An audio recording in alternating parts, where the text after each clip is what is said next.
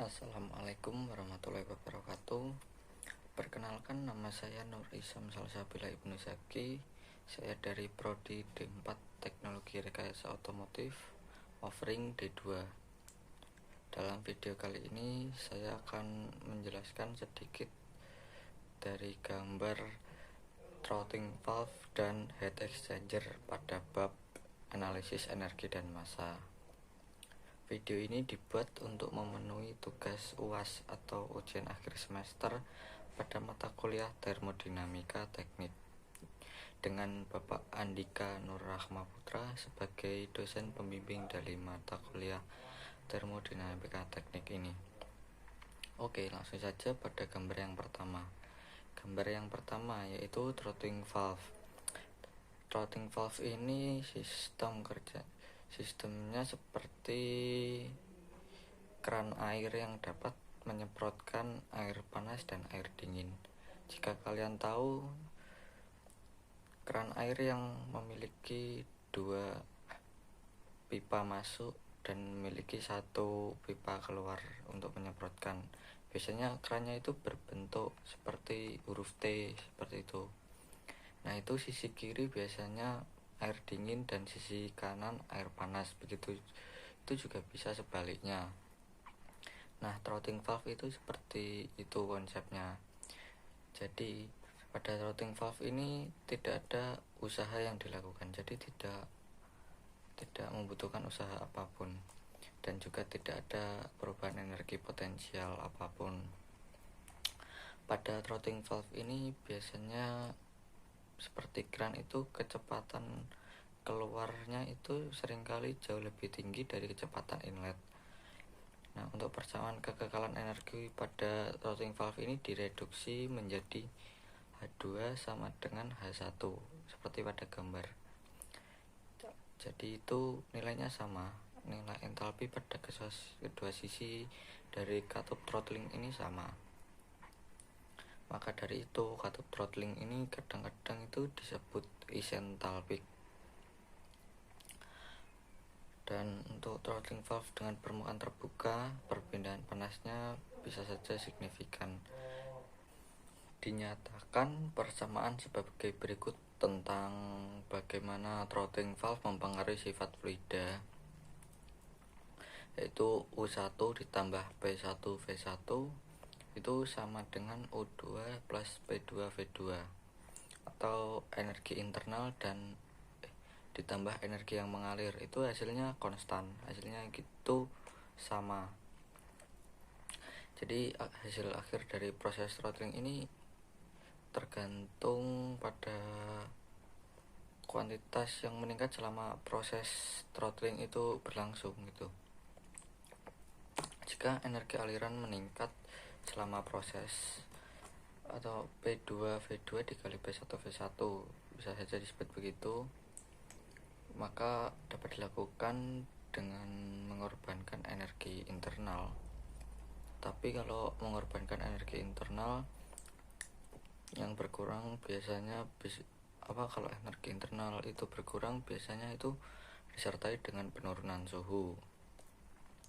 Jika produk PV berkurang, energi dalam dan suhu cairan akan meningkat selama proses throttling itu.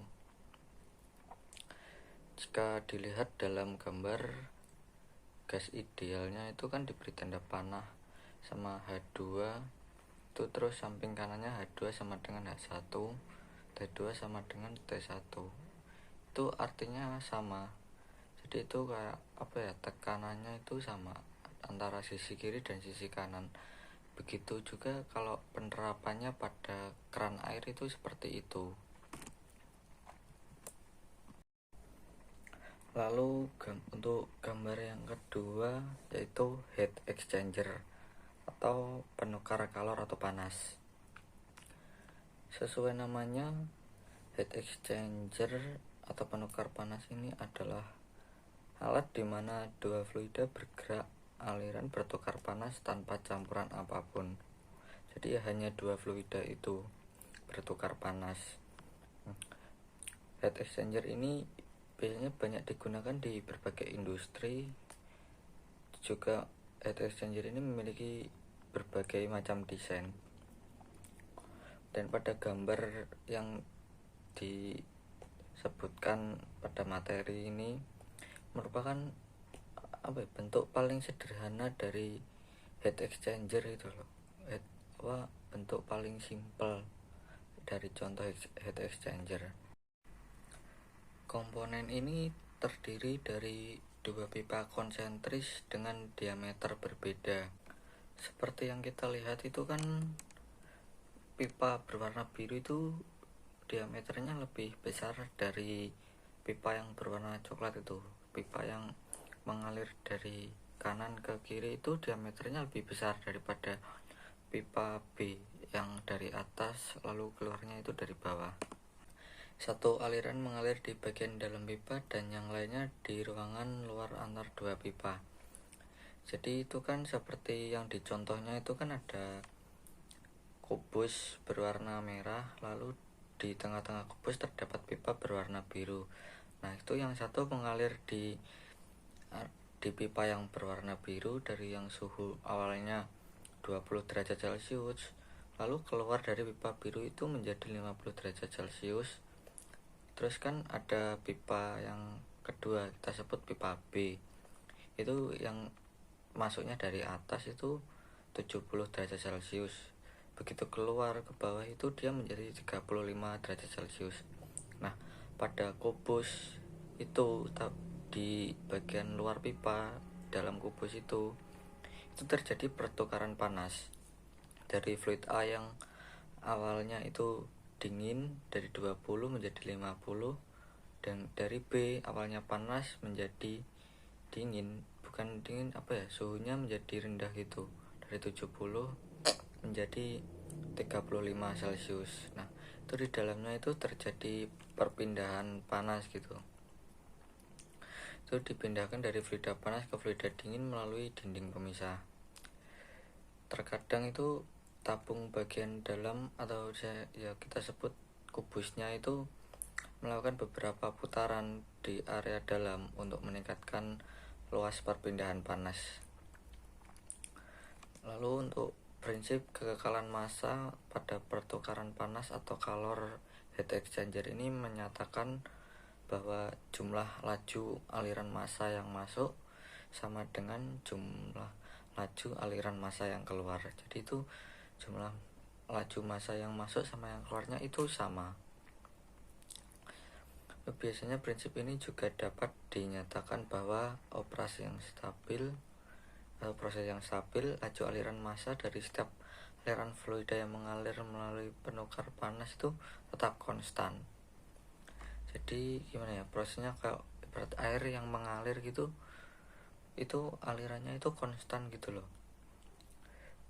Dalam heat exchanger itu tidak melibatkan usaha, tidak terjadi usaha apapun, jadi jumlah usahanya itu nol dan tidak melibatkan perubahan energi kinetik dan potensial sama sekali untuk setiap aliran fluidanya itu.